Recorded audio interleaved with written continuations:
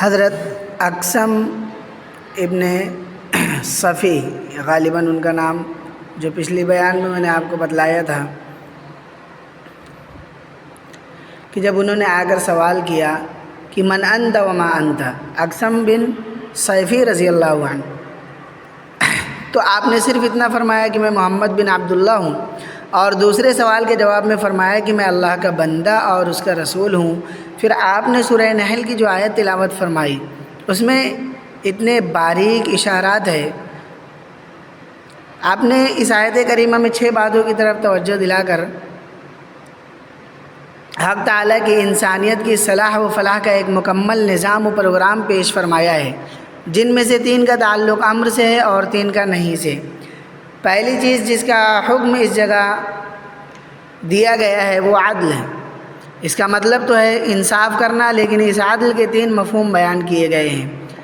Number 1، اپنے رب اور نفس کے درمیان عدل قائم کرنا، جس کا تقاضا یہ ہے کہ اللہ تعالیٰ پر کامل ایمان لائے، اللہ کی ذات اور مخصوص صفات میں کسی کو شریک نہ کرے۔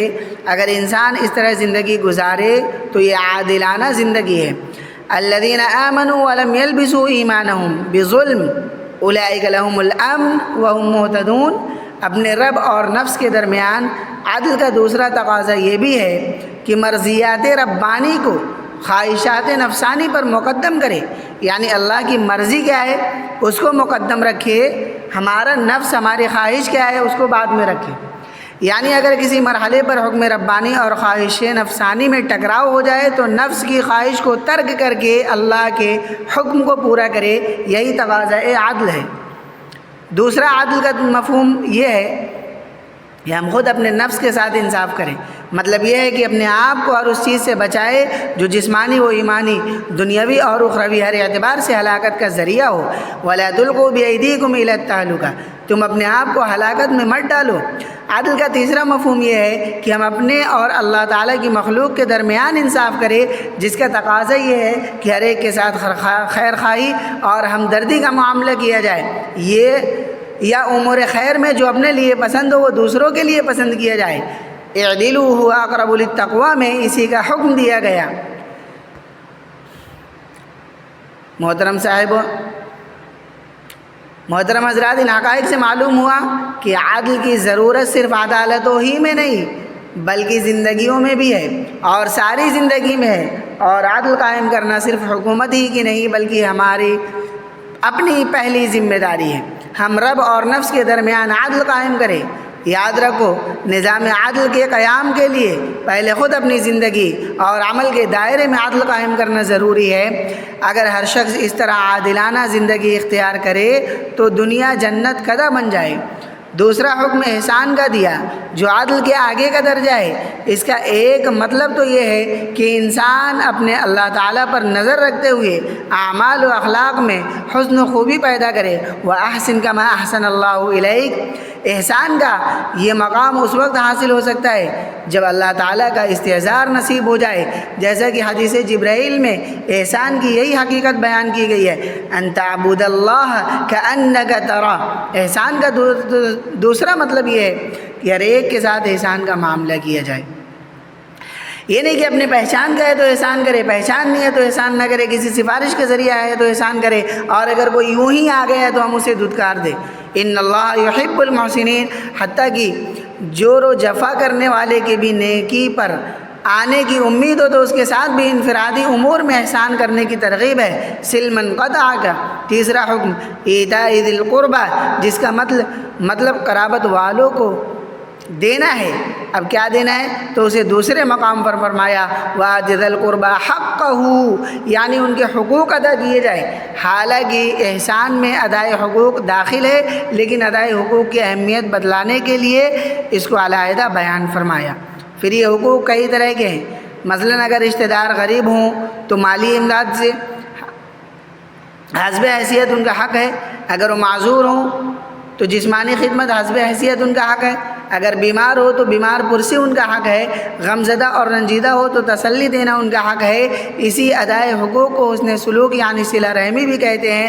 حضور صلی اللہ علیہ وسلم نے اس کی تاکید ابتدائی دور اسلام میں اس وقت سے فرمائی ہے کہ جب جبکہ ابھی حلال حرام کے احکام بھی نازل نہ ہوئے تھے۔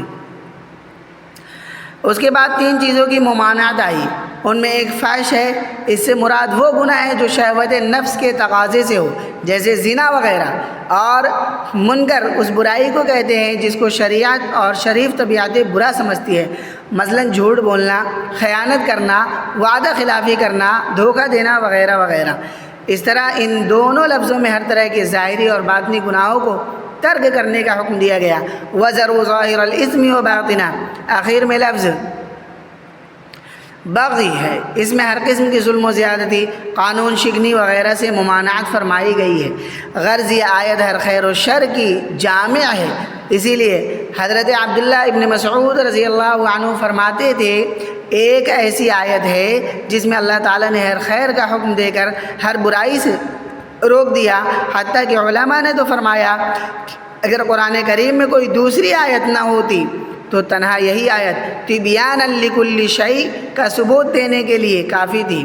شاید اسی وجہ سے خلیفہ راشد حضرت عمر بن عبدالعزیز جب 99 ہجری میں خلیفہ مقرر ہوئے تو آپ نے حکم فرمایا کہ خطبہ جمعہ کے اخیر میں اس آیت کو پڑھا جائے، اور سب سے پہلے آپ ہی نے خطبہ جمعہ میں اس آیت کو پڑھا، جیسا کہ سب سے پہلے خطبہ جمعہ میں ان اللہ و ملائکتہ یصلون علی النبی والی آیت خلیفہ مہدی عباسی نے پڑھی، اور آج تک یہ طریقہ جاری ہے، پورے عالم اسلام میں اس پر عمل کیا جاتا ہے۔ البتہ یہ ضرور دھیان رہے کہ یہ دونوں آیتیں خطبہ میں لازم تو نہیں اور نہ ہی یہ خطبے کا جز ہے، اسی لیے بعض علماء فرماتے ہیں بہتر ہے کبھی کبھی انہیں ترک بھی کر دینا چاہیے تاکہ عوام الناس کو ان کو خطبے کا جز ہونا لازم نہ سمجھ لیں۔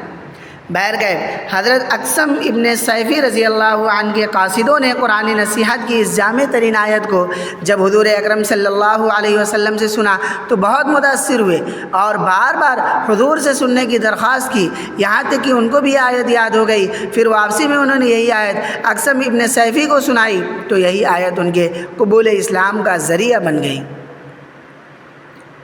یا ایھا الناس قد جاءتکم موعظۃ من ربکم، قرآن کریم کی یہ خصوصیت ہے کہ وہ رب العالمین کی طرف سے نازل کیا گیا ہے، یہ ایک نصیحت نامہ ہے جن کے سینے میں سل نہیں بلکہ دل ہے، یا جو قرآن کی طرف رخ کرتے ہیں پشت نہیں، وہ ضرور اس سے متاثر ہوتے ہیں۔ دوسری خصوصیت کے بارے میں فرمایا شفاء لما فی الصدور، یا آیت کریمہ میں قرآن کریم کی دوسری خصوصیت ارشاد فرمائی، مطلب یہ ہے کہ لوگوں اگر تم نے قرآن وعظ و نصیحت پر صحیح طور پر عمل کر لیا جو نزول قرآن کا اصلی اور حقیقی مقصد ہے تو اس کی برکت سے تمہاری ہر طرح کی ساری بیماریاں ختم ہو جائیں گی۔ اس لیے قرآن کریم دل کے روحانی مریضوں کے لیے تو بہترین و کامیاب ترین علاج ہے ہی، جسمانی مریضوں کے لیے بھی مفید ترین نسخہ شفا ہے۔ قرآن قوموں کا روحانی و جسمانی ہر طرح کا بخار اتار دیتا ہے۔ رب العالمین نے فرمایا وَنُنَزِّلُ مِنَ الْقُرْآنِ مَا هُوَ شِفَاءٌ، قرآن صحت و شفا کا بہترین نسخہ ہے۔ اس سے وابستہ ہو کر بڑے بڑے روحانی و جسمانی مریض شفا یاب ہو گئے۔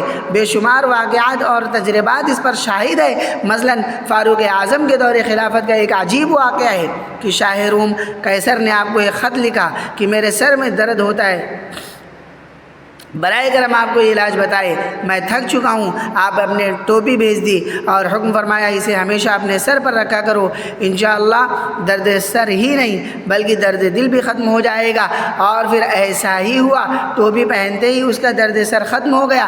مگر عجیب بات یہ پیش آئی کہ جب کبھی وہ ٹوپی اپنے سر سے اتار دیتا تو دوبارہ درد لوٹ آتا۔